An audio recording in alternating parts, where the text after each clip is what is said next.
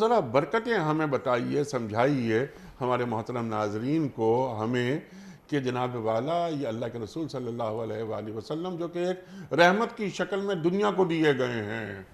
انی رسول اللہ الیکم جمیعا، اللہ اکبر۔ تو آپ کے احکامات پر ماننے سے ہم کیسی کیسی برکتوں کے، کیسی کیسی نعمتوں کے اہل ہو جاتے ہیں۔ بالکل صحیح فرمایا آپ نے، جس طرح آقا دو جہاں صلی اللہ علیہ وسلم خود رحمت ہیں، حضور علیہ السلام کا لایا ہوا دین اور نظام بھی سراپائی رحمت ہے،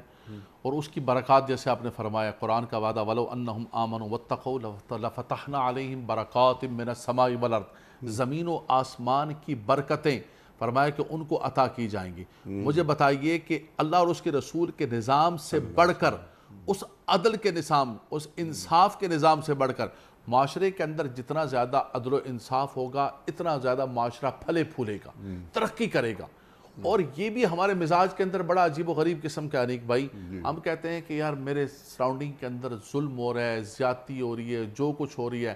اور میں کچھ کہنے کے لیے تیار نہیں ہوں، بلکہ کسی بھی اعتبار سے میں اس کو سند دینے کے لیے تیار ہوں۔ تو حدیث پاک ہے من مشا ما ظالم وقد یعلم انہ ظالم فقد خرج من الاسلام، یہ مشکوٰۃ شریف کی حدیث پاک ہے۔ فرمایا جو کسی ظالم کے ساتھ چلا، وہ جانتا ہے یہ ظالم ہے، لیکن اس کے باوجود وہ ظالم کے ساتھ چل رہا ہے، اس کو تائید دے رہا ہے، فرمایا وقد خرج من الاسلام۔ اب میں اس کا مطلق ترجمہ تو نہیں کر سکتا ہوں، مجھے کچھ نہ کچھ توجیہ کرنی پڑے گی کہ وہ اسلام کی برکت سے نکل گیا، اسلام کی رحمت سے نکل گیا، جس مقصد عظیم کے لیے یہ اللہ نے ہمیں، تو ہم ان ظالموں کا ساتھ دے رہے ہیں، ان فاسقوں کا ساتھ دے رہے ہیں، ان شرابیوں کا اور ان اللہ اور اس کے رسول کے نافرمانوں کو منتخب کر کے ہم بھیج رہے ہیں۔ قرآن تو قرآن ہے، ان کو سورہ اخلاص بھی پڑھنی نہیں آتی،